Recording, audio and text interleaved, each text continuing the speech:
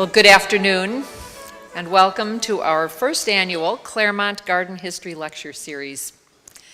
We're very, very happy to have so many of you come and join us today because we think this will be a wonderful talk. My name is Alice Stanley Dervin, and I'm the principal here at Claremont Fan Court School. If you've had the opportunity to look around the house and grounds a little bit, I'm sure you'll agree that it is a wonderful, wonderful blessing for every one of us who work here and for the children who go to school here to just experience this environment every single day. We are all very aware that having this wonderful site brings with it the responsibility also to care for the house and the gardens. And our school is very, very much committed to making sure that we retain and restore and improve in keeping with the site. So we've done lots of work on it and will continue. You can see from the lines here that we're in the process of restoring this building, this room, to its grandeur.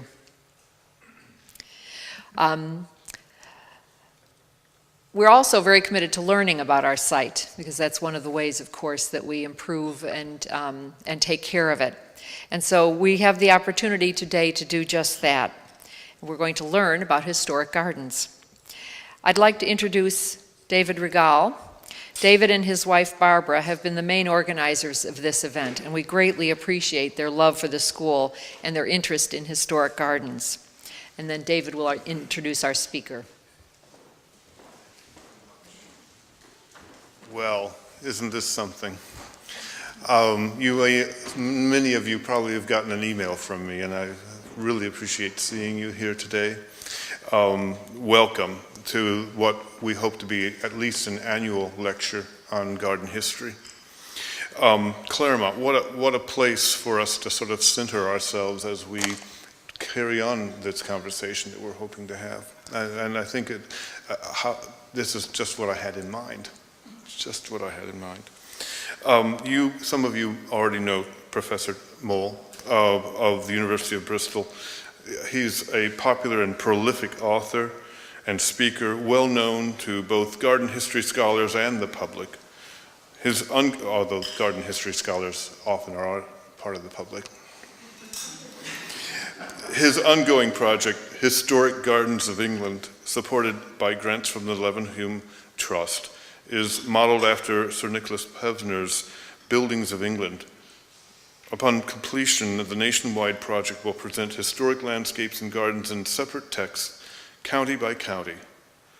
10 books have already been published to date. Professor Mowl is an engaging speaker with a long-standing interest in the cultural context of designed landscapes, the people who designed and lived in what are now considered historic buildings and gardens. We have afterwards, after Professor Mowl's talk, we'll have a question and answer session, and we hope it's as lively as we can make it. Okay. To keep thoughts, though, clear, I'm going to pass these cards around for you to make notes on, and if you'd like, write out questions, and then during the Q&A, we'll have them passed up. Okay.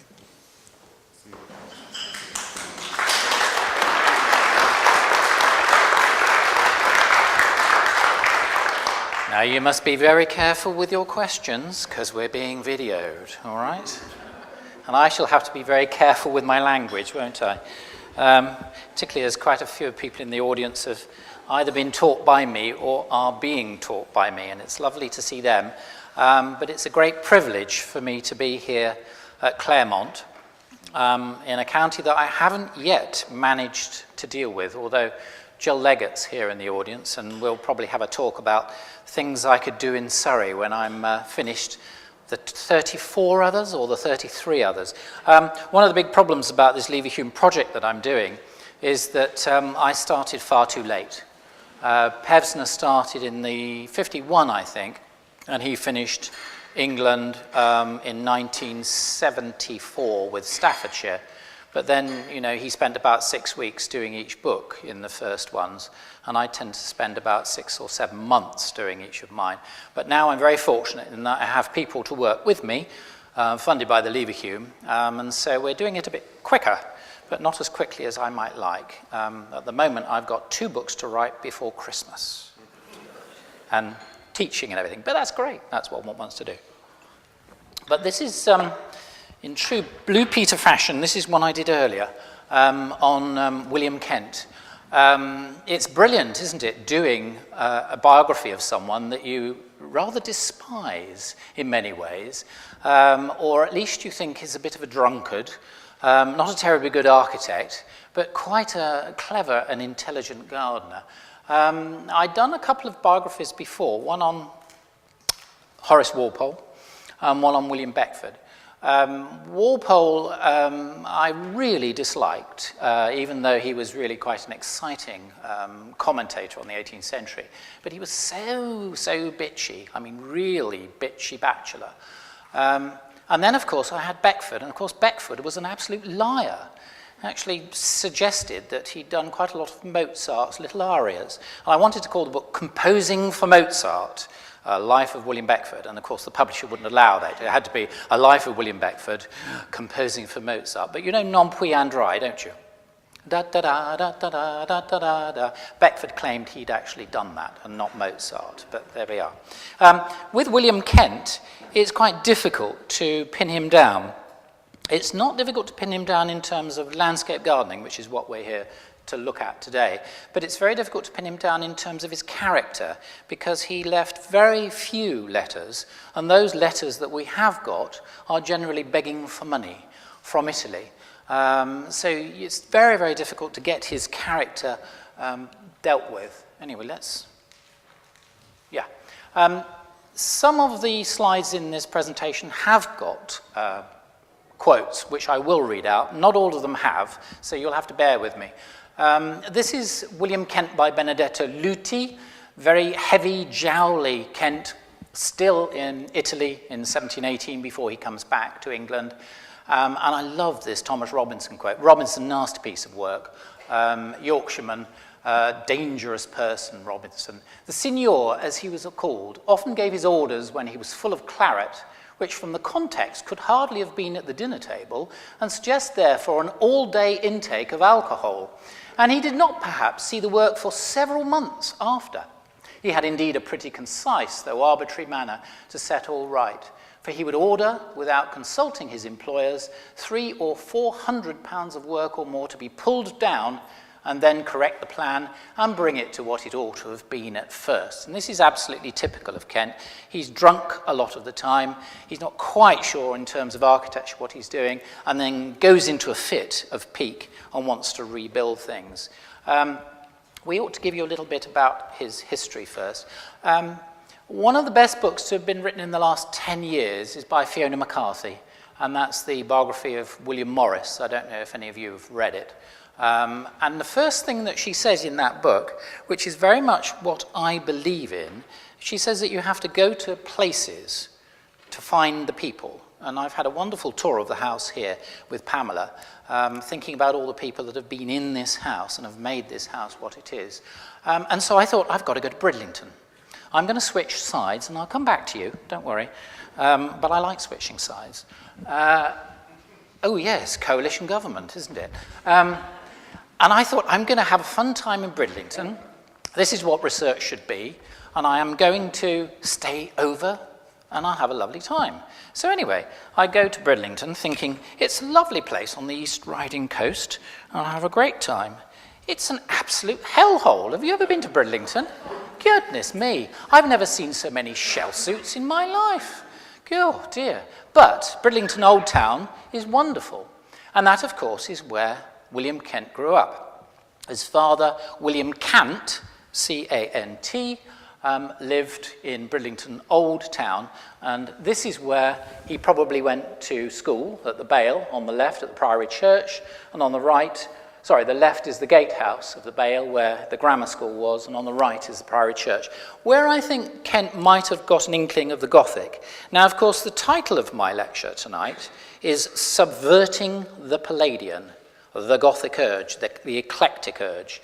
And there are real heroes tonight and real villains. And one of the main villains tonight is Lord Burlington, and we'll come more to that. He's the guy that created a Palladian straitjacket for Kent, that Kent was trying desperately to burst out of most of his life. Anyway, I've got to go over here, haven't I? Because it won't work unless I do that. Yeah. So off I go to Old Town. I go to Bridlington, and I find this rather interesting late 17th century facade on one of the earlier houses. And if you forget everything you hear tonight, don't forget this. Always trespass and always go round the back of buildings, because that's where you find excitements. So I went round the back of this building through a little alleyway, and I found the date stone that his father had put up. Can you see it's W-E, C-W-E, and a little heart. And that's William Kent and his wife, and a heart to show how together they were, that he had done this facade in the 1690s. And then I looked down, and looking down, I saw this in the courtyard. And I thought, yes, that's Kent. Now, you see, the whole point about being a biographer is you have to capture your subject. And I found it very difficult to capture Kent because of all of these rather odd letters that were written in bits of Italian and bits of English. He had terrible dyslexia. There's no doubt about it, he was dyslexic. And I looked at this, and a woman came out of the door, and she said, "Ooh, you like my gnome then, do you?" And I said, "Yes, it's a wonderful gnome." And I said, "It reminds me of William Kent." And she said, "Oh, who's he then?" I said, "Well, he lived in your house." "Oh, did he? That man Kent?" And I said, "Yes." I said, "But when he went to London, he felt he had to be a little bit hoity-toity, and so changed his name to Kent." "Oh, right." So we had this lovely chat. And then I started to look at William Kent's staffage, and there was the key to the man's mind. You only had to look at these wonderful drawings, most of them done in sepia, as you can see, for the garden buildings that he was designing for various people. On your right is one of the Chiswick designs for the obelisk and the gate in the gardens at Chiswick. And if you look very carefully, you can see that there is a man that's lolling in a drunken stupor, because of course it's midnight, and he has a pallet by him, and there are rabbits dancing in a circle. That's Kent, okay? Are you getting him? It gets better. Watch this. This is more Kent staffage. It's great to have it up here. You can all see it, can't you? Who's got the popcorn? On your top left, you've got to work out who he is. And of course, nobody had actually worked out until I did this book, who Kent was in all these drawings. And of course, the thing that's the giveaway is the staff. So Kent is always the man with the staff. So on your top left, you have Kent with his staff talking to one of the noblemen, which of course would be Burlington, and there is a little lapdog pissing on Burlington's ankle. Can you see that? And then on the right, there's Kent, just done a bit of designing in the garden, and he's taking a relief against the wall, and so is the dog taking a relief, cocking his leg. And then who would actually design a cold bath? Of course, we've seen this fantastic cold bath here, the plunge bath. Who would design a cold bath in the terms of a Roman pantheon, which you can't see just out of shot, and actually have semi-naked men lolling about as if they're in some calidarium or frigidarium? And then on the right is the most important of all Kent's staffage, and that is, as you can see, a satyr kissing a shepherdess hand. Remember that. There'll be a test, okay? You're doing Q&A, I'm doing a test. Now, that gives you some idea of how you try and get into the mind of someone that I think probably did more than anybody to create this rather loosening of nature that went on in the 1730s, on which that garden is symptomatic of. Also, let's forget Queen Caroline. Women have a terribly bad press, don't they, in the 18th century? They're rather dull people that do very little. They do sort of silhouettes, and they do rock and shell works in grottos, and that's about all they do. Not a bit of it. We need a lot more work done on women in the 18th century, and Caroline is absolutely central to what was going on in the gardens in the 1730s. But I'll come back to that. First of all, I've got to try and explain this sort of weird thing that happened to Kent. When he's 15, he decides to go down to London. He doesn't want to become a joiner, a cabinet maker, like his father, and he gets down to London, and he's within a circle of East Yorkshire lawyers, who of course have connections down in London, and he becomes a limner, someone that's actually doing legal documents and doing the decorations and the calligraphy for legal documents. And someone spots him. We think it's probably a man called Burrell Massingberd. Most of the early letters are from Kent to Burrell Massingberd asking for money when he's in Italy. And they decide that he's going to be a second Raphael, which is a bit of a joke, really. And they're going to send him to Italy to become this great artist. Remember, artist. He's not at this stage an architect or a landscape designer or an interior designer, certainly not a garden building designer. He wants to become a painter, a history painter. And he goes to Italy, and he is taught by Giuseppe Chiari, who is a purveyor, basically, of acceptable soft porn in Italy at the time. I mean, look at the left hand. You can see what I mean. It's very acceptable. It's usually got a mythological theme, and it's a good way of getting some bare breasts up on your wall. On your right is Kent Ditchley in Oxfordshire, where he was working in the 1720s when he came back from Italy. And you can see, if you look very carefully at it, that almost everything in the two Kent pictures up there are dead ringer copies for Chiari's work, but really bad copies. I mean, I have never ever seen a woman with a waist that wide. Have you ever seen a woman with a waist that wide at the top? And can you see how very similar the helmeted man is to the one in the Hokum picture? So Kent does all this copying while he's in Rome. But at the same time, we find out from these letters between him and Burrell Massingberd that he's actually very interested in odd things, in eclectic things, in things that aren't classical, in things that are nothing to do with art or painting. He raves about Piazza in Venice. He raves about the Duomo at Siena. And he's interested in John Talman, who he's actually gone to Italy with, in all of the exciting designs and drawings that Talman is bringing back. Very Catholic and very eclectic. This is a Talman design for a Gothic hall for All Souls, Oxford, that was never built. But you can see how weirdly eclectic it is. So San Marco, the Duomo, and Talman's influence, Catholic influence on him, are great when he's in Italy. What he doesn't do is he doesn't see any of these. He's not interested in classical architecture. He's not interested in Palladian architecture. He's not going to be the man that's going to come back and be able to build Chiswick for Lord Burlington, because he's not interested in architecture, certainly not in purist neoclassical architecture like these by Palladio. Come on. Ooh. What he does do, and again very few people know about this, is that he does this Church of the Flemings in Rome. And it's fresco work. It's extraordinary how you have an Englishman there trying to be an artist who can create this. Now, it's not very good, but in terms of the technique, it's quite brilliant for someone to be able to do this. So in 1718, he's already done this, St. Julian of the Flemings, in Rome. And then comes back swaggering back to London, dressed like this. Pamela's just shown me this. She's just got a picture of it for the school. And this is William Aikman's portrait with those lovely red shoes, looking rather sort of fat around the waist and very self-satisfied. And then we have George Virtue. Now, you've got to be very careful of George Virtue because he's a chronicler of the arts of the age, and he's a spiteful man as well. So you have to work with a pinch of salt with him. Mr. Kent became envied and admired above all for this noble lord's, that's Burlington, benefactions to him and interest, and that of Lady Burlington, whom he had instructed in the art of drawing and painting in crayons. So he meets Burlington when they're in Italy.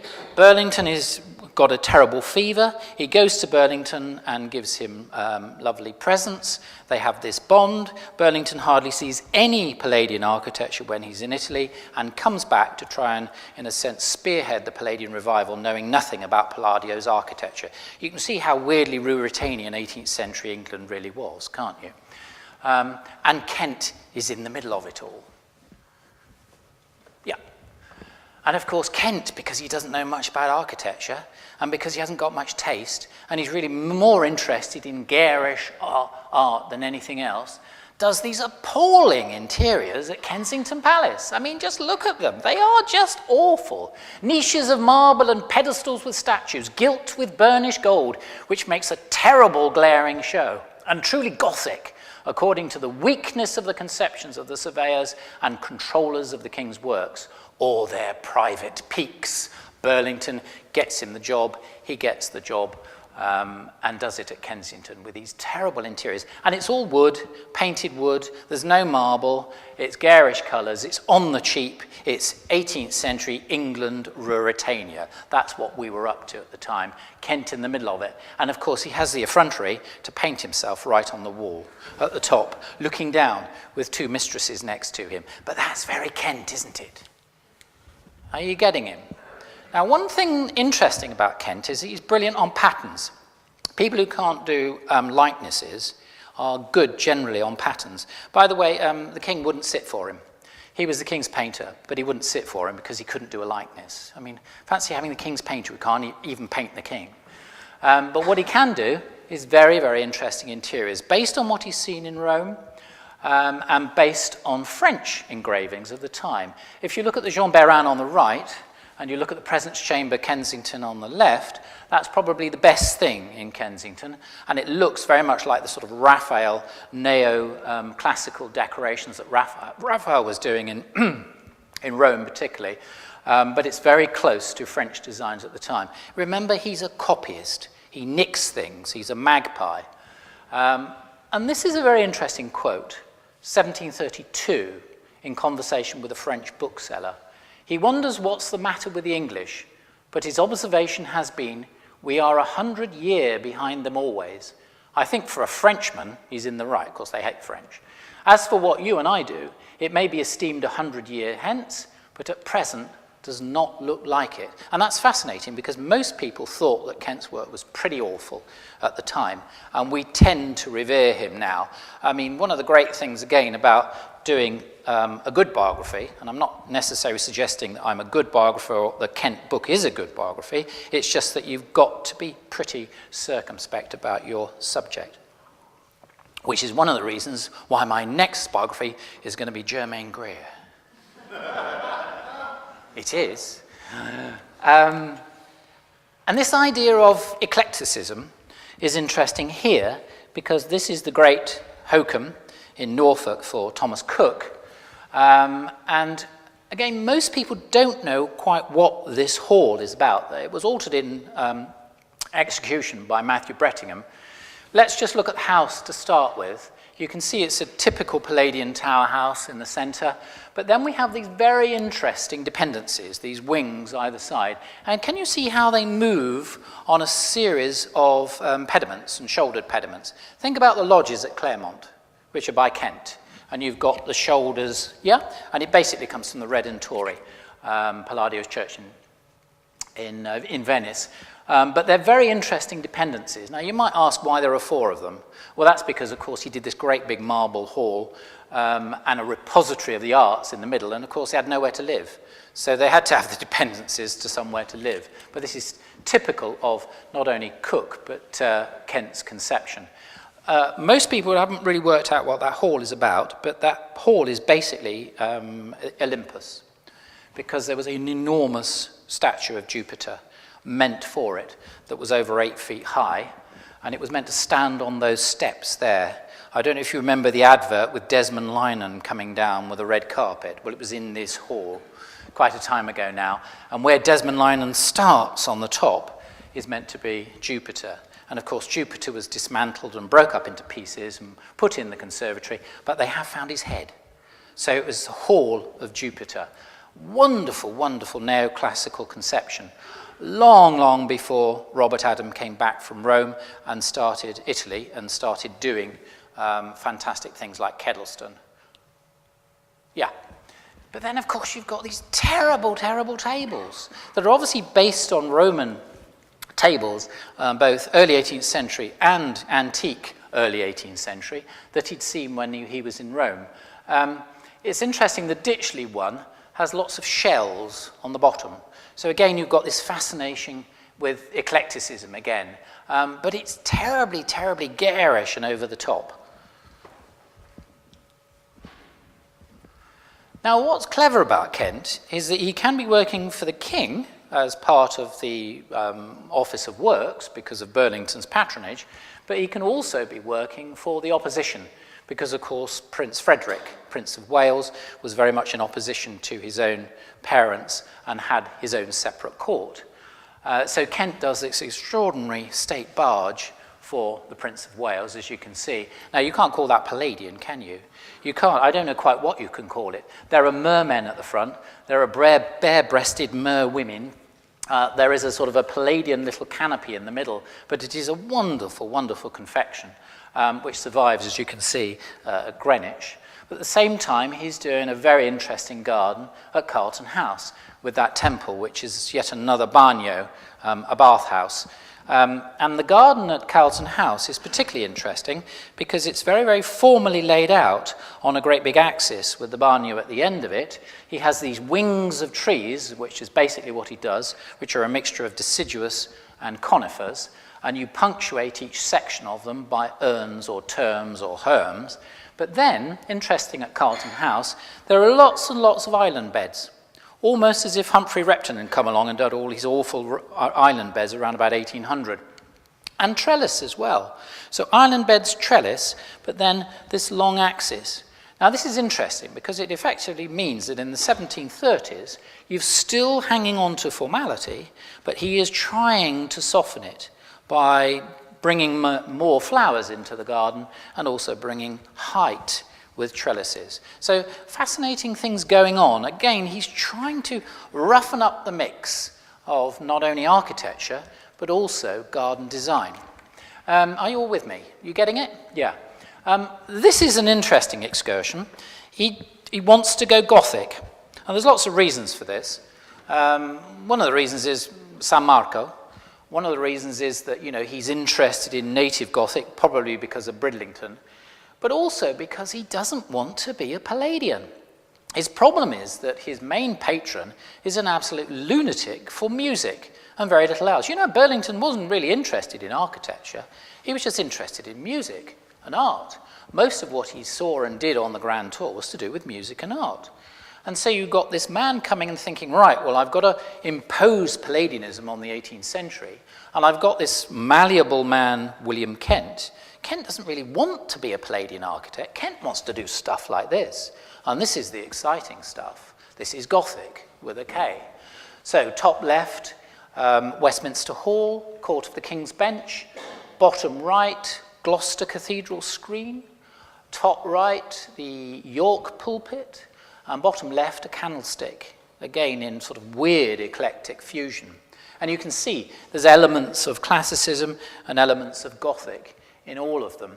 It's this eclectic urge that Kent is more interested in than anything else. And what happens then when we look at this eclectic urge and we then transplant it to gardens?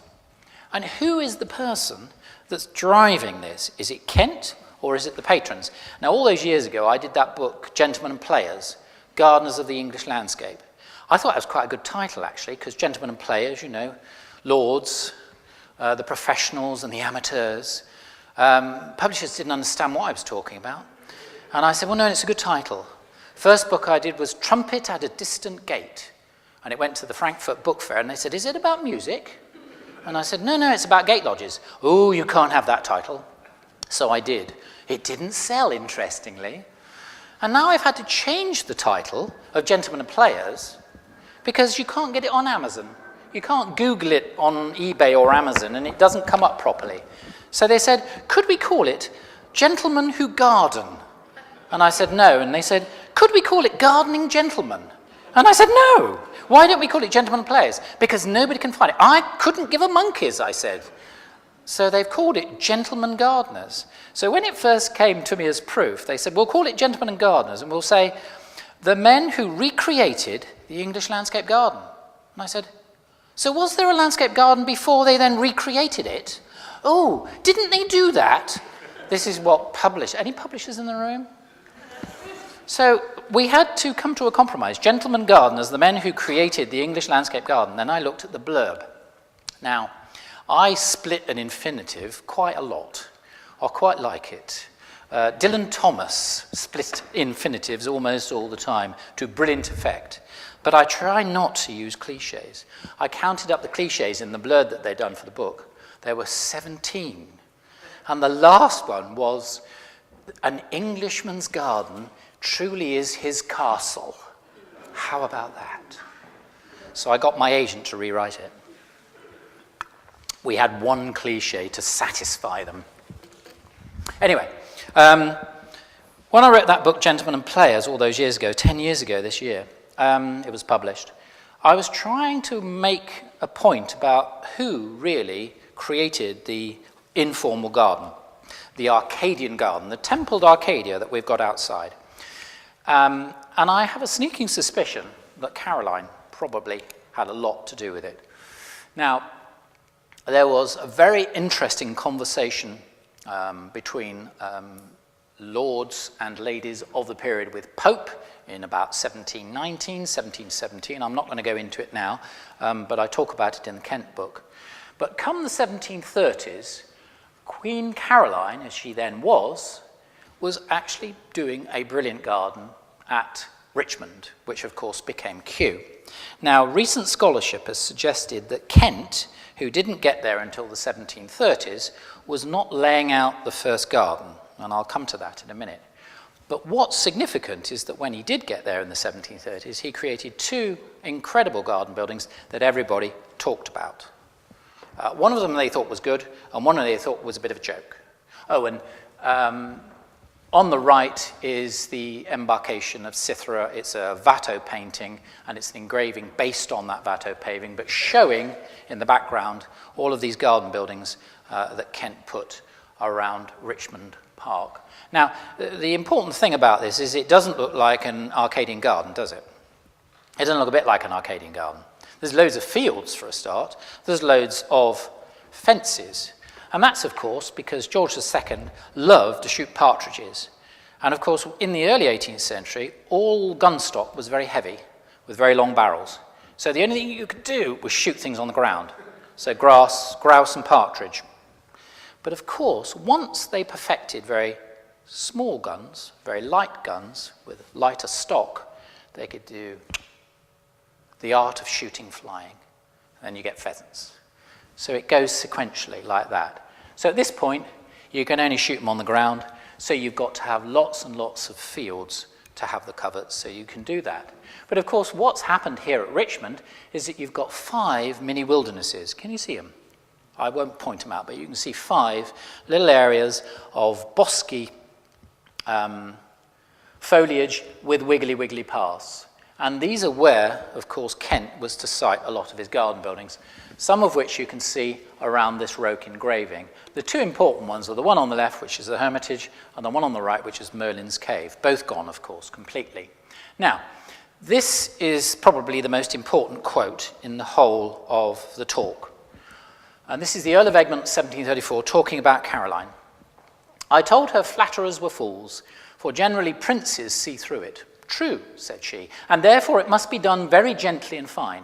Soon after which Sir John rush out, telling her that we owe our best taste in gardening to her, she replied, yes, indeed. I think I may say that I have introduced that in helping nature, not losing it in art. So you have to help nature and not lose it in art. Now, you could say, well, this just means that, if you lose it in art, it's a formal garden. If you help nature, it's an informal garden. But then, of course, one needs to translate that into actual design. So what we really need is a garden that goes right the way across the whole of those fields, with the fences taken down, with wildernesses in them, with open glades, and, of course, temples, and that's how you get your Arcadia. So at Richmond, we haven't quite got there. Now, just a bit about recent scholarship. In the 1720s, all of those little widdly wildernesses were laid out by the Greening family. One of my PhD, I wanted to do a PhD, but she was an MA student. She did a big dissertation on the Greenings. And the Greenings were very interesting and important people, nurserymen, garden designers, and they did those wildernesses before Kent got there. It's brilliant when you write a book and you get one of your students to refute it. It's the most brilliant thing that can ever happen to you. The only thing is you don't want them to do that in an interview, do you? And this was an American girl, Paige, and she came to me and she said, I want to come and see you for a weekend, and then I might come and do your MA. And I said, fine. So she came for a weekend, and I was so transfixed by her intellectually that I took her on. And she's the one that worked out how to create 3 rainbows in a grotto. Nobody else had managed to work out how it was done at Wilton in the 1650s. And she'd worked it out in half an hour. She's a scientist. Great. Paige Johnson. She's going to be brilliant in the future. If only we can get her back from not doing nano batteries. Which is what she does in America at the moment. So these are the 2 garden buildings. Well, this is the first garden building. It's the Hermitage at Richmond. Kent uses the same design when he goes to Stowe. As you can see, it's a classical design, very rough, really straight out of sort of Italian design. But what's fascinating about it is that it is a paean, if you like, to both philosophy and science. And there were people in it like Locke and Burke, William Woolston, that were to do with natural philosophy as well as science. And inside, a brilliant, brilliant design that's got touches of Rococo as well as classicism. But there on the top right hand is the picture that I showed you the staffage of very early on in the talk. And that is Kent as a satyr bending his knee and kissing Queen Caroline's hand. Now, of course, everybody that then reads that and says, oh, you're making it up. But I'm not making it up. There is the design for the Hermitage. It's for Queen Caroline, and that is Kent kissing her hand. No doubt about it in my mind, if you know Kent. The other one was weird. It's like sort of Tahiti, isn't it? Tahiti with 3 domes. The most extraordinary confection. And it was Merlin's cave. And of course, what Caroline was doing, very cleverly, because she was a very intelligent woman, she was trying to connect the Hanoverians with the Tudors, the Welsh Tudors, and then back through to Arthur and the time of Merlin. Kent was working on illustrations for Spenser's Faerie Queen at this time, which is all to do with that particular period. And there is Merlin as a waxwork, and you can also see Queen Elizabeth. There were also Elizabeth of York, Henry VII's wife.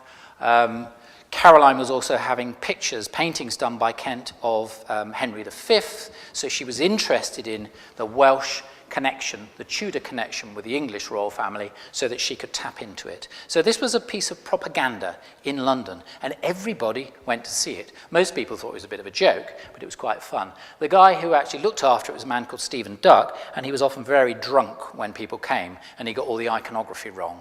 So, you know, Gentleman's Magazine ridiculed him and it. But it was wonderfully Gothic. And I just wanted to show you this one on the left, the bottom left. That's a pen and ink set in Gothic. Can you see it's got an owl on it? Wisdom. Isn't that beautiful? That's Kent. Are you getting him? Are you with me? You're very quiet. We're on YouTube soon. Come on. Okay. The two most destructive people in terms of Horace Walpole in the whole of the 18th century is the Duke of Newcastle, as in here, and Henry Pelham, as in over there, or wherever Esher is, over there. Remember, I'm a boy from the sticks, so I've never been here very much before. And this is Henry Pelham in his temple at Esher, showing the side elevation of this extraordinary house that Kent did for him in the 1730s. Of course, Henry Pelham is to become Prime Minister, so again, a very important political man, and of course working here as well for the Duke of Newcastle, also in the 1730s. Really, really key decade. That's what's left of Esher Place. Do any of you live in those houses around there? No? Some of you? There are very sort of executive houses around there, aren't they? Rather lovely. But of course, you're living on what would have been, some of you are smiling. You do live there, don't you? Goodness me, I haven't said anything naughty about it. I almost said something then, but I didn't. This is how you create an Arcadian garden from a formal garden. This is actually quite a fun bit. I don't know whether we're going to manage to get this on YouTube, yeah? Okay. Concentrate. Are you with me? Right. Let's look at the top one, because this is... No, where's Jeremy? What's the time? 5 past. So we've done 35 minutes. Right, okay. Are you with me? Can you... Yep. Right. Now I've got to have my back to you, because I've got to see what I'm up to. On the top is Esher pre-Kent 1708. There is it's the Mowl, isn't it? Yeah, it's me. It's the Mowl. Yeah. There it is. Can you see it? There's the Wainfleet's Tower, which of course is the Tudor tower that was the core of the house. And can you see it's formal gardens all around it with walls? And there are banqueting pavilions, and there is a canal. Can you see it's a rectangular canal, and there's an orchard there, and there are tree lines here, and then that is just a scrubby piece of orchard, and that's the main road. And then big avenue. This is interesting. It's a raised bowling green lined with trees. Now, have you all got that? Yes? I'll come over here. You got it? Okay. So what does Kent do? This is the Roke, after Kent's been at it. We still have the big long axis, but suddenly you're opening up the house to the axis by a hippodrome, which of course we see at Chiswick as well. One of these hippodromes is very much based on Robert Castell's Villas of the Ancient that came out in 1728, when he wrote about Pliny's villas and said that a hippodrome is one of the features that you have. Again, totally spurious and fictitious, but it's Burlington again. He's a wretch. There's your house, and what he's done here is that he's opened up the view of the house to the river by taking away all the walls, all the banqueting pavilions, and just giving it grass. He's letting it breathe, okay? Then he keeps the kitchen garden, which is there, so you keep it, but then he loses the orchard completely, again opening it up, and then he makes the rectangular canal trapezoid to change it, to make it more various, to make it more interesting. And at the head of it, of course, puts a temple, and that's the one you've just been seeing, Henry Pelham with Thomas Roberts, looking back to the side of the house. But this is the exciting bit.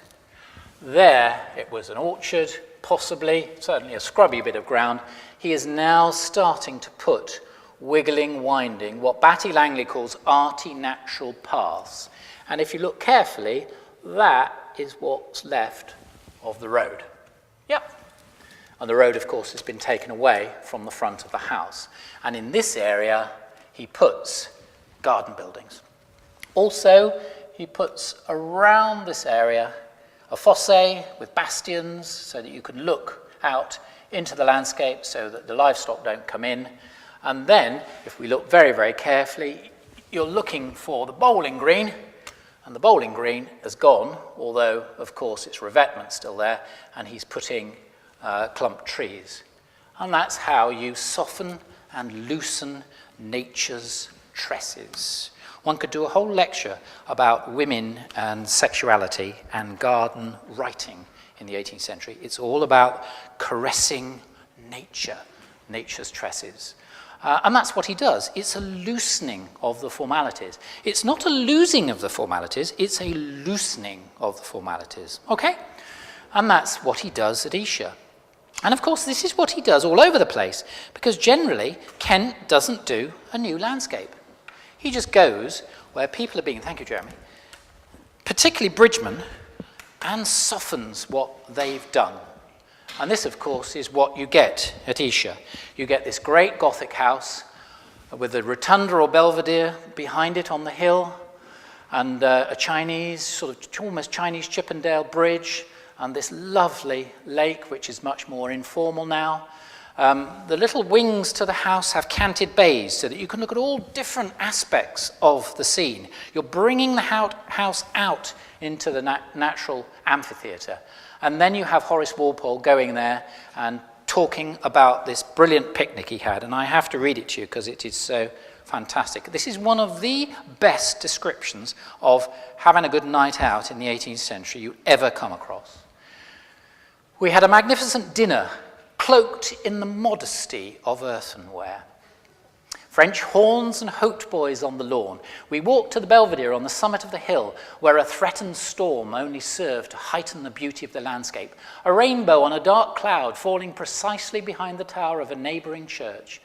From thence we passed into the wood, and the ladies formed a circle on the chairs before the mouth of the cave, which was overhung to a vast height with woodbines, lilacs, and laburnums, and dignified by those tall, shapely cypresses. On the descent of the hill were placed the French horns, the abigails, servants, and neighbours wandering below by the river. In short, it was Parnassus, as Watteau would have painted it. Brilliant, isn't it? Brilliant evocation.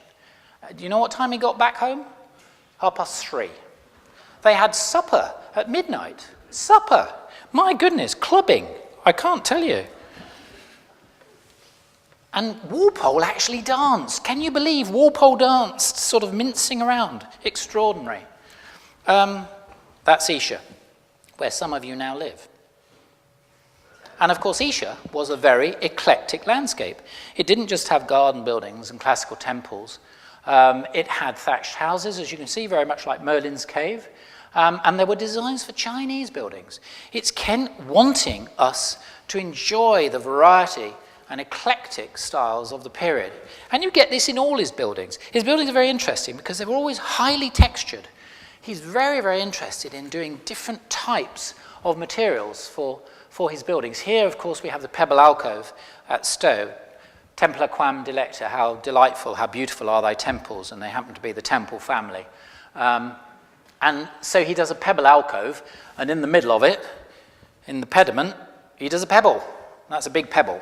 I mean, that's absolutely typical of Kent, and it's a riot of detail. It's been restored, but of course it's good. And it's 3 different types of stone and 3 different types of treatment of stone.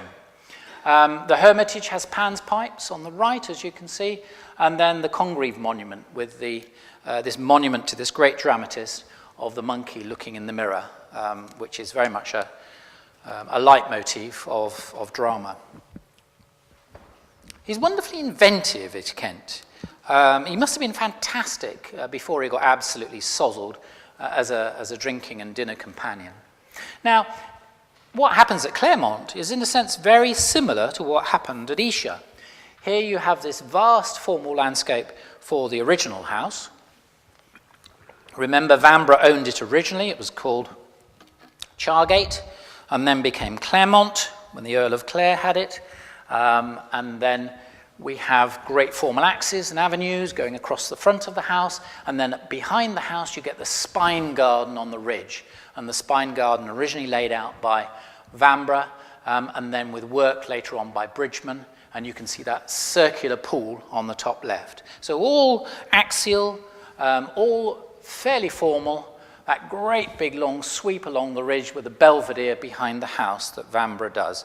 Then, of course, after it's sold, we then in the 1730s get Kent coming along for the Duke of Newcastle, as he then became, and he starts to actually do interesting things. He retains some of the formality, as you can see here, from the Belvedere and that great big axial line to the bowling green, and then starts to add garden buildings to those areas and then softens other areas. That's the Rego. Can you see the Rego? I can't actually see it from here. Is it all right? It's not brilliant, is it? But you can see that there's the temple, which is gone, and it's exactly the same view as we had today. These views are very important for restoration. The Painshill people are brilliant at this, and so are the Claremont people. I wish Chiswick was. I mean, this idea of having the hedges too high, they're always too high. You know, you've got a herm, and you've got head and shoulders on the herm, and you're meant to have the hedge about here so you can see the head and shoulders. So that when you walk around the side and you're walking through the garden and you look behind you, you can see the head and shoulders over the hedge. You go to Chiswick, the hedges are all like this big. You can't see anything. I don't know whether it's better now. Hopefully it is. I haven't been there since they've done the work. But then I got so annoyed about them putting that marquee there. So here is the Roke engraving showing the softening of that original landscape by Bridgman and Vanbrugh. And as you can see, all around the Roke engraving, you have the garden buildings. Now, very interesting at Claremont, almost all of them are classical. And, you know, adaptations and modifications on sort of Palladian designs. The one down the very bottom, David, what's it called? I can't remember what you said it was called now. Is it called the White House? The White House? There it is. There it is, on the Roke engraving. See? Which we've got surviving. Almost all the other ones, well, some of the other ones have gone. And I don't need to, again, go through the Esher comparison. I've just been with you. But you can see at the front of the house, we've lost one of the great formal axes. We've got clumps of trees instead. There are a lot more arti-natural winding paths along that spine. We've lost that round geometric pond, and suddenly we've now got a lake, and then the amphitheatre looks down to the lake. Now, the amphitheatre is definitely a Bridgman feature, but the lake and the softening of the lake, I'm sure, is part of Kent trying to loosen the straps. Think of Palladianism as a straitjacket, and Kent is in this straitjacket, and garden design is in this straitjacket. And it's got to be loosened out. And that's what Kent does. So there's the amphitheatre on the right, and there is Kent's temple in the middle of the lake, and of course the cascade, as you can see on the left. The amphitheatre is interesting because I personally think that these amphitheatres that Bridgman was interested in doing were for theatricals, and for displaying plants, and for sitting in, and I'm sure they derive straight from the Bobley Gardens, because that's the first thing you see when you go to Florence. As with all my students, the first thing we see is the Bobley. And these lovely paintings that were commissioned around about 1750, John Harris, you know, the most lovable rogue in the world, John and I go back a long way, he called this particular artist, who's anonymous, the master of the tumbling chairs. And you can see that almost all of them have got tumbling chairs. Can you see how many chairs there are, though? And that's what these gardens were for. They were meant to be sat in. And then you get the perfection of it all. And this is Kent, Kentissimi, as Walpole would have said. I think Rousham is probably the most perfect and beautiful garden in England, certainly. It's one of my favourites. I remember what I said earlier, go behind things. And the reason you go behind things, not because Venus has a shapely bum, but she does, but you see where she's looking. And you need to see how to see these gardens. And the exciting thing about Rousham, one of the most really exciting things about Rousham, is you can't see it. And the reason you can't see it is because you have to walk it. You have to interact with it. It's incredibly interactive, but you can't see it. The only place you can see some of Rousham is on the other side, along the main road, looking back, and you're never ever meant to see it from there, because you're always meant to be part of the family or the guests that walk through. And my eyes were opened to Rousham by someone who is in the audience, who was my first PhD student, Sue Gordon, over there. She's the expert on Rousham, so I have to be very careful on my metal. He felt the delicious contrast of hill and valley, changing imperceptibly into each other, tasted the beauty of the gentle swell or concave swoop. See what I mean about women? And remarked how loose groves crowned an easy eminence with happy ornament, and while they called in the distant view between their graceful stems, removed and extended the perspective by delusive comparison. It's Walpole again, writing in the 1770s, but published in 1782, History of the Modern Taste in Gardening, really seminal work on garden history. He felt the delicious contrast of hill and valley changing imperceptibly into each other. And that's the Arcadian landscape, contoured. Long before Brown, that awful man, that destroyer of these great landscapes, came and destroyed them all, and long before Repton started doing contouring. Kent does it all before. So here is Rousham and Venus's Veil. Venus's Veil, women, Why doesn't someone do a book on... I should. I'll do that. Next one. Oh, I can't go on about General Dormer. But General Dormer, bachelor, military man, absolutely dotty on bronzes. As William Kent says in 1738, although he's crippled by a regular fit of the gout, he is still bronzo mad. And here is the interior of the parlour with one of those Kent ceilings again, the grotesque work, because remember, Kent's good at patterning. And there is this extraordinary house with Gothic wings looking out to a paddock with longhorn cattle who are successors of longhorn cattle that were there in the 1730s, 1738. We know that there were longhorn cattle there. This is how you bring the paddock right to the house, and you do it, of course, by a ha-ha.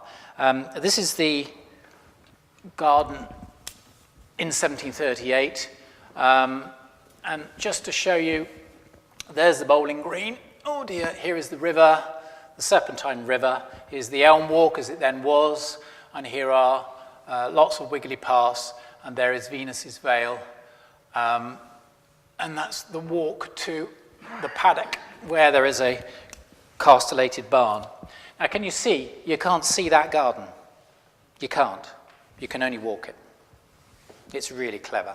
But remember again, it's only clever because Bridgman's laid out the framework, and then Kent just loosens the framework. And Kent does this clever thing of when you're on the top terrace and you look out into the landscape, he calls in the country, as Pope says, or brings in the country into the landscape by putting garden buildings in the landscape to make it look as though the whole of your landscape is a garden. General Dormer, the dying man at the time, so the dying gladiator is a very, very apposite thing to put in the garden.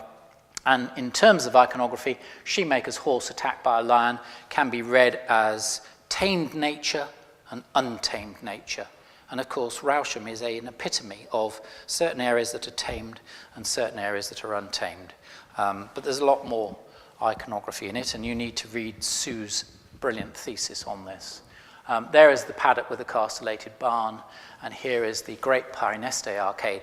And typical of Kent, if you know your classical architecture, you have porticos that are 2, 4, 6, 8, who do we appreciate? You never have 3, 5, 7, 9. Kent does. That's 7. 7 arches. He's clever. He's clever. But can you see? It's his mind. It's him. You know it's him, because he's playing with you playfully all the time. And then, of course, there's this big thing about General Dormer and his obsession with the Antinous. And I got into terrible heavy water when I did the book on Kent about this. But the best review I had was in The Guardian, and it was by Alan Hollinghurst. He had a brilliant review, absolutely brilliant. He didn't like lots of the book, and he loved lots of the book. But he was very, very interested in the Antinous, who, of course, was Hadrian's male lover, who died in the Nile, suspiciously. And of course, if you look carefully at the statue, you can see that there are bulrushes behind him.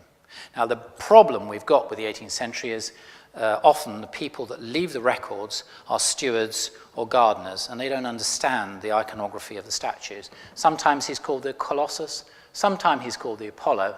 There's no doubt in my mind, it's the Antinous. And it's General Dormer again. Because what are gardens if not reflections of the psyche of the people that create them? How many of you have been round to Highgrove? Yeah, it's Prince Charles, isn't it? It's him, it's his interests, it's his obsessions, it's his personality. And this is an interesting too, we're getting very close now. What's the time, Jeremy? 25 past. Oh, I'm a little over. These are 2 designs by Kent, would you believe? There is the Worcester Lodge, very, very Palladian at Badminton, 3 miles from the house, one of the greatest of the garden buildings. As you can see, all it is a dining room. All it is. It's one of the most perfect and poetic dining rooms that's ever been done. But on your right is the monument to John Churchill at Blenheim. I mean, you couldn't get something more baroque than that, could you? And that's designed by Kent. The eclectic urge is what Kent's about. And that's what makes him a great man. Now, I just wanted to show you that lovely picture of the rabbits again, and Kent lolling by the obelisk at Chiswick. And I want to give you 2 quotes The first one is by George Virtue, who, as I said, is a very unreliable source to people of this period. And the last one is the last lines of the book I wrote on Kent. By slow increase of his distemper, suddenly overpowered and tended to a mortification in his bowels and feet, especially inflamed. Attended he was with great care at Burlington House, a fortnight or 3 weeks, when he died of a mortification all over on Tuesday, April ye 12th, 1748, his age about 60. Virtue could not even get his age right. Kent was 63 and about 4 months. In a gesture of friendship and respect, which meant more then than it might today, Lord Burlington had his companion buried in the Burlington family vault at Chiswick. There at least was one love that did dare speak its name, because it had nothing to hide and much to celebrate. And there he is, in the portrait by William Aikman, looking terribly self-satisfied, the second Raphael that couldn't even catch a likeness. Thank you.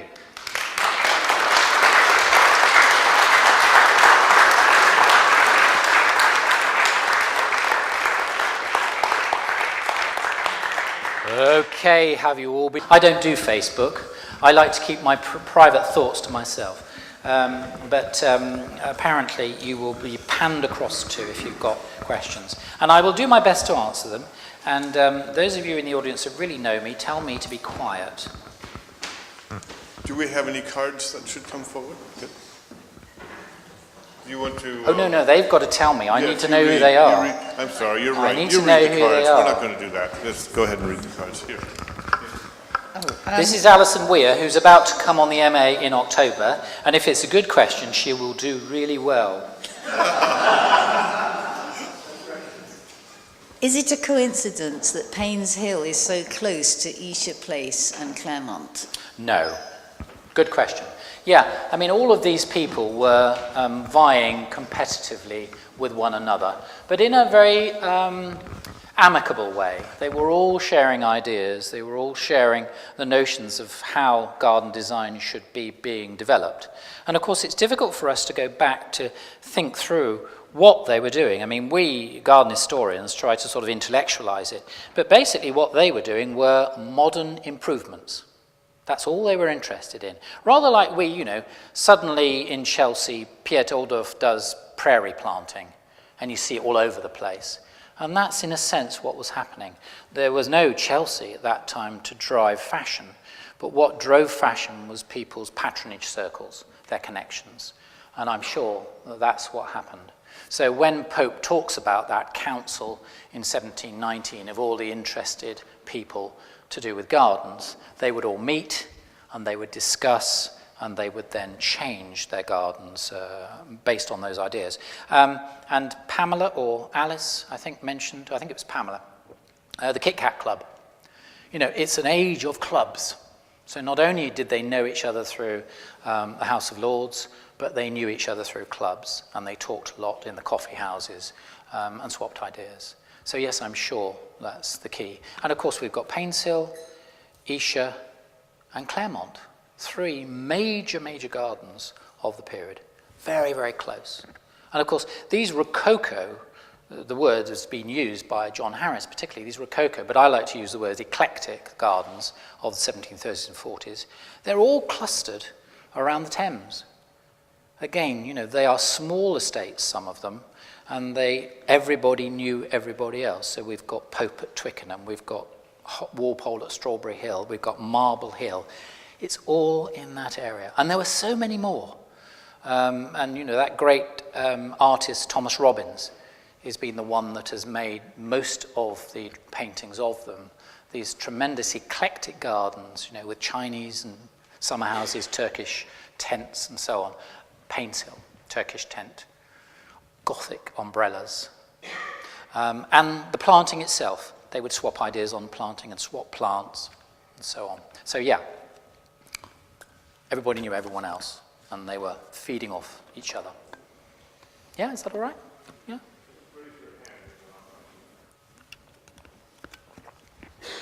Another one? There's got to be a lot more. Pamela, Pamela.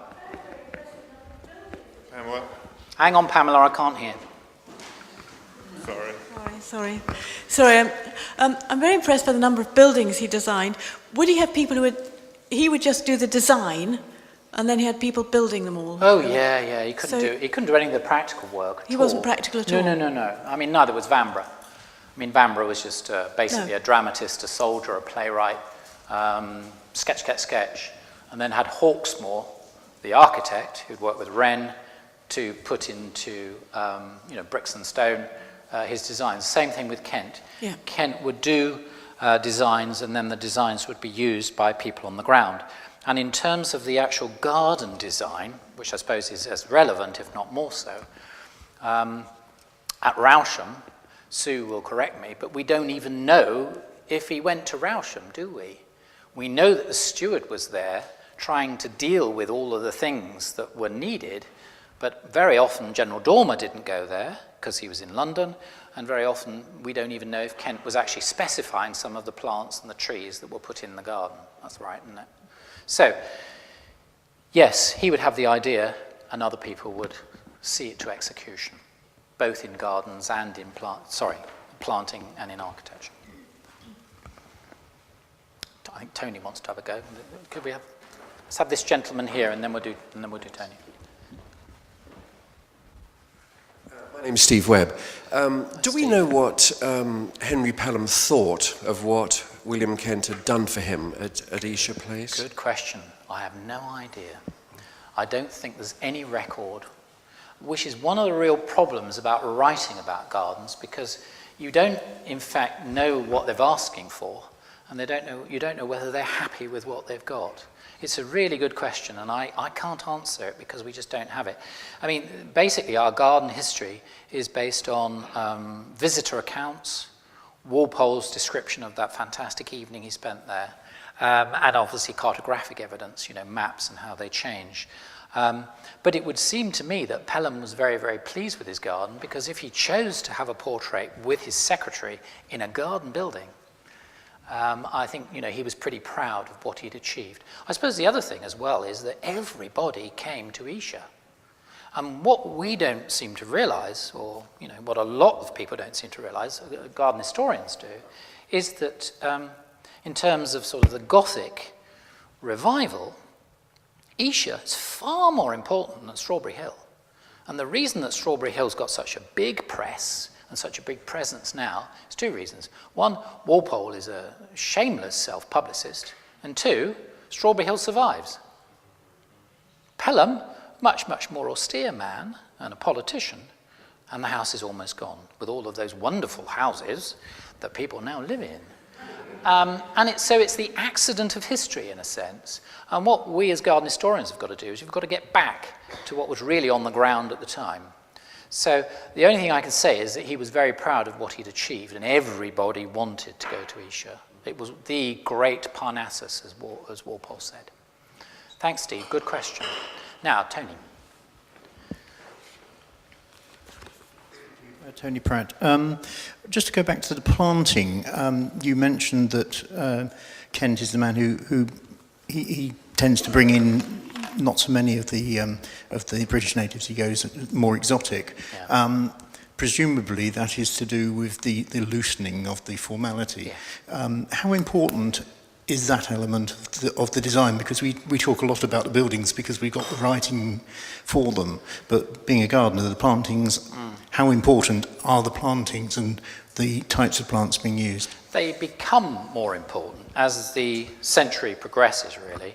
I mean, again, I think it's Burlington's fault, and we will call it a fault, to have underwritten the publication of this book, Villas of the Ancients, by Castell, which came out in 1728. And that was based on Pliny's letters, but it was based on a partial reading of Pliny's letters. If you really read Pliny's letters, they don't say half of the things that Castell makes out that they say in terms of garden design. But effectively what you get through the Castell publication and through Burlington's work at Chiswick is effectively green and white. Green and white. You have white statuary against greenery and hedges. And that's basically what the Plinian or the early Palladian garden. It's very difficult to say what it is. It's just gardens attached to Palladian villas of the 1720s and 30s. But interestingly, at Carlton House, as I said, you're getting a lot more colourful exotic plants coming in terms of island beds at Carlton House, and that's 35.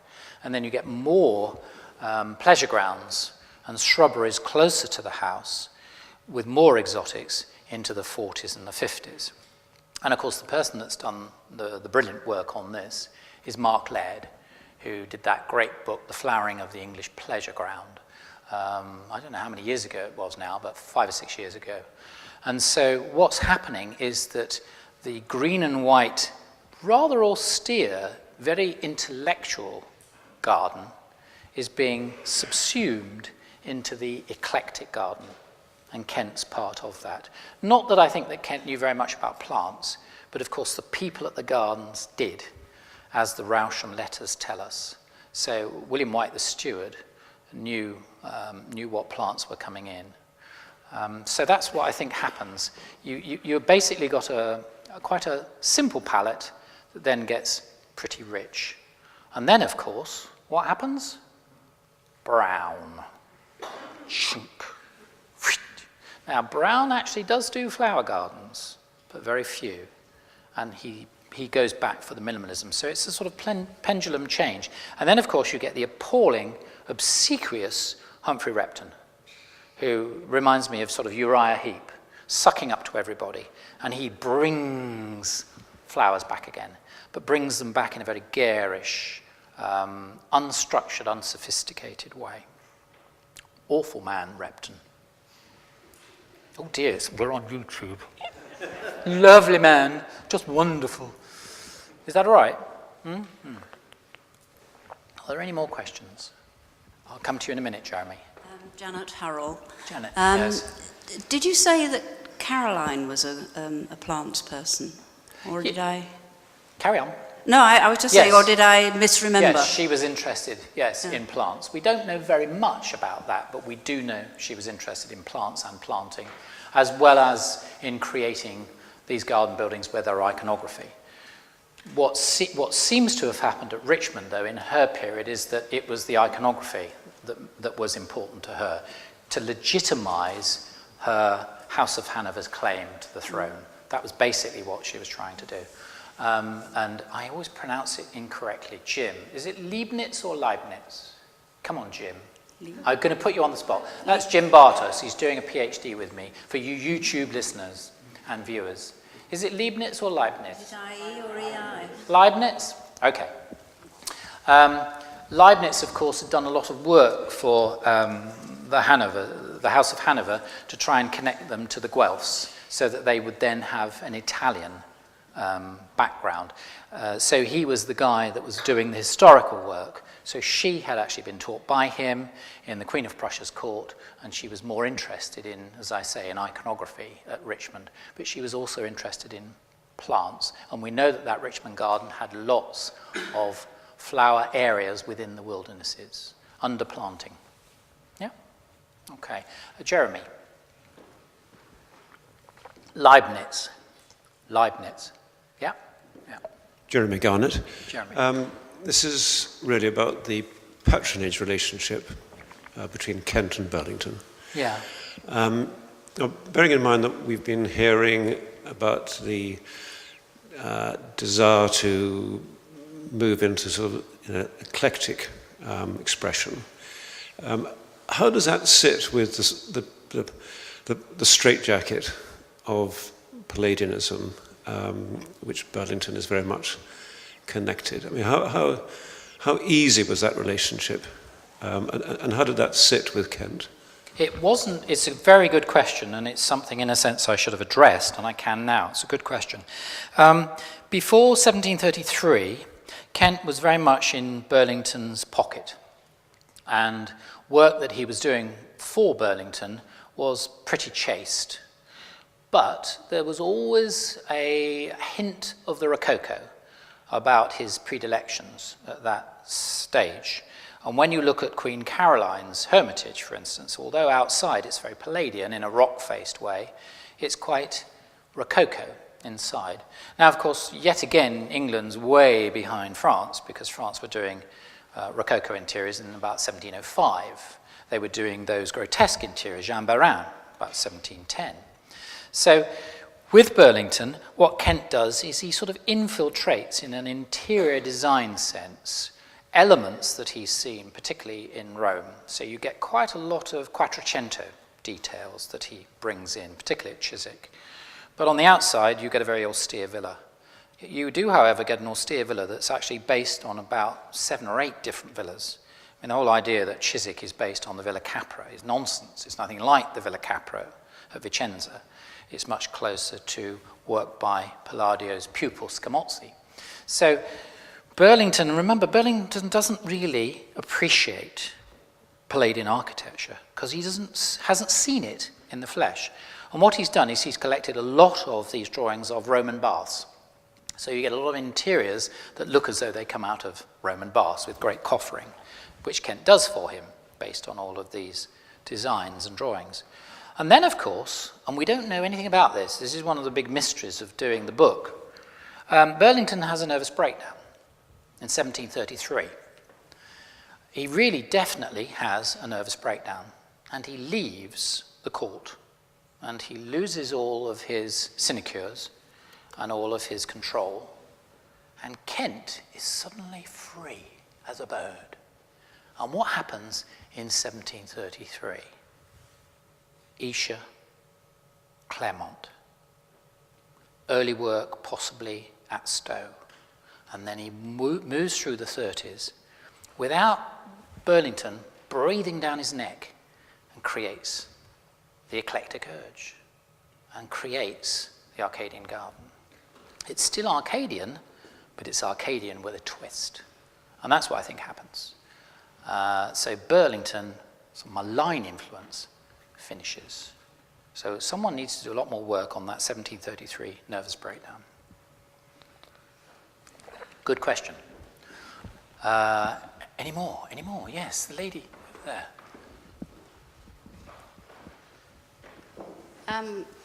My question just follows on in respect of Lord Burlington, and I wondered if, in fact, there was a possible political motivation. Is there a link between Burlington's promotion of Palladian and the Whig Party versus the promotion of the Baroque with the Tories? Interesting. Good question. No. No, because as you will appreciate yourself, that's quite too simple, really, isn't it? It's quite simple. That way of looking at things in sort of, it's not a simple question, but the way of looking at it sort of with the two polar opposites. Because when you actually look at the patronage of the period, quite a lot of Tories are building Palladian villas. It's not just a Whig house style. It starts as the Whig house style, and then they perfect it, and then everybody basically does it. So I think initially it was a political gesture, and it was a gesture of getting them back to Augustan Rome. Effectively what they do is this. I always get a bit anal about this. It's talking to my counsellor, who is not a counsellor, but he's a friend of mine who's like a counsellor. Here we are with the Whigs, and we're going to create this house style, and this house style has got to be Augustan, effectively. So, we've got to get back there. But, we don't really know what's there. And we've been on a grand tour, but, we've been duped by people, Kent being one of them, sold us lots of bronzes that are all fakes. He did that. And so the best way to do it is via Palladio. So you do Palladio, who, of course, tries to recreate neoclassically the past.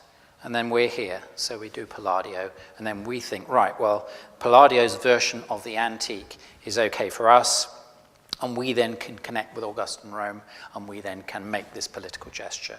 That becomes our house style. Now, what's interesting is, again, if you read the text, this is something I just bang into the heads of my students all the time. You can't just read Tim Mowl and think about what he says, unless you're going to disagree with him or challenge him. But what you can do is you can read the texts. And of course, the text to read is Shaftesbury, Lord Shaftesbury, who's effectively the founder of the Whig Party. And you read his characteristics, and you find out what he says. And all he says is that there should be a resurgence in the arts and the sciences. We are looking for a new spirit in the arts and sciences, but he doesn't say what style it should be. He never, ever suggests a style. What he's suggesting is we need to go back to the past to create this new halcyon period. And the Whigs just latch onto Palladio, and then politically they push it through. But by the 1725, 1726, quite a lot of Tories are doing it. The Tories, of course, have been doing Baroque architecture before 1714 and the Hanoverian accession, but they then, second generation, start doing it. You know.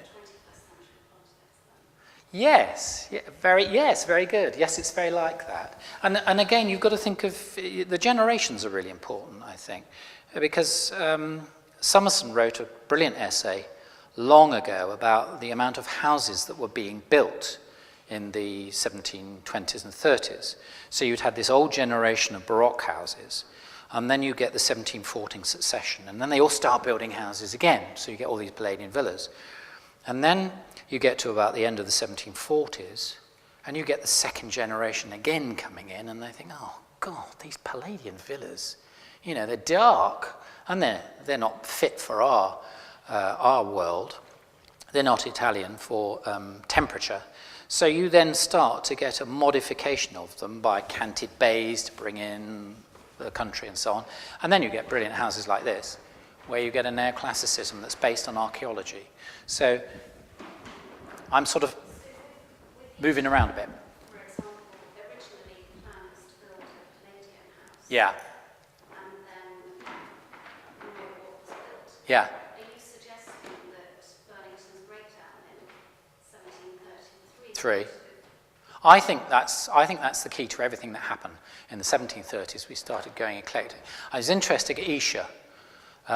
There is the Kent drawing, of course, for a great Palladian house, like you said, on the ridge. But then Kent says, no, hang about, I'm not going to have the Wainfleet Tower as just an eye-catcher. It's going to be the house itself. And I think that's probably one of the most important drawings of the 1730s, because it shows the two ways, and he goes this way. And he makes the garden go that way. Otherwise, it could have been like Chiswick. So, yeah. So you live in Esher, do you? Yeah. Do you live in one of those big houses by the Wainfleet Tower? Do you? Do you? Go on, you do, don't you? What are you doing for supper? Is there a good restaurant here? Yeah? Tell me more about Esher. David, are you still all right? Any other questions?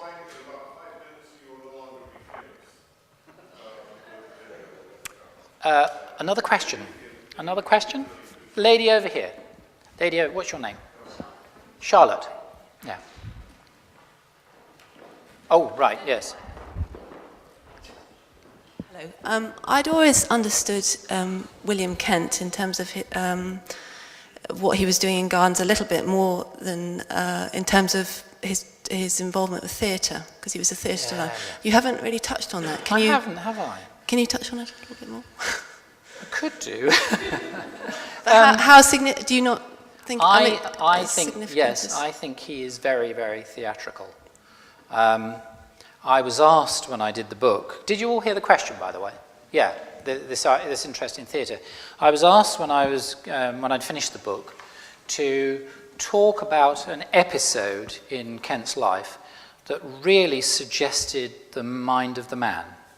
And interestingly, I chose a theatrical occasion, which happened to be a marriage in the Royal Chapel at Kensington, because he had done the designs for the interior of the chapel for this extraordinary royal wedding, where the groom didn't have a neck and came in looking as though he had no neck, and it was really quite dangerous and disaster. I won't go on about it, it's the beginning of the book. And they said, do something quite salacious and odd and weird.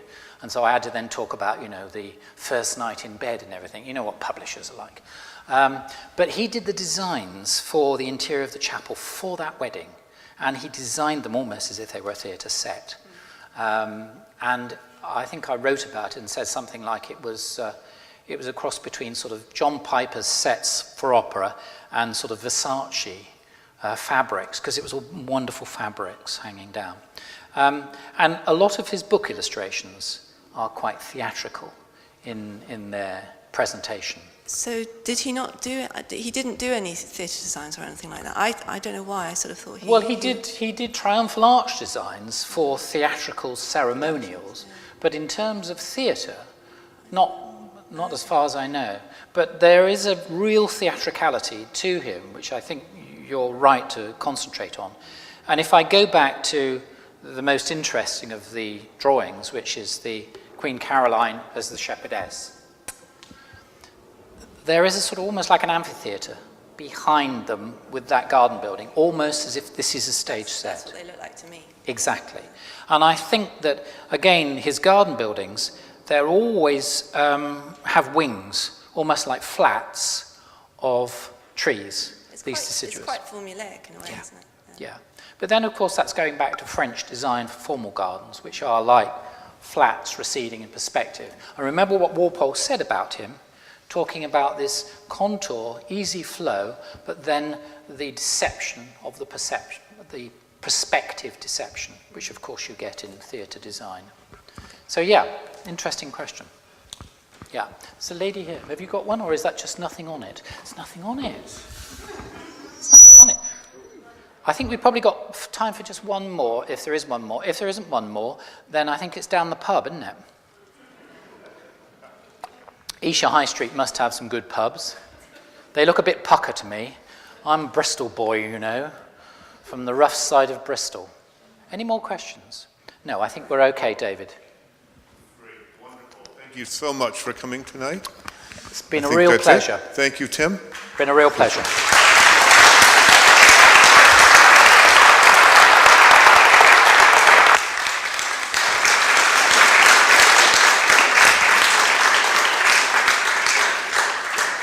You'll be hearing from us again for the next year. We'll be planning the next annual event. We're looking forward to seeing you then. Thank you for coming.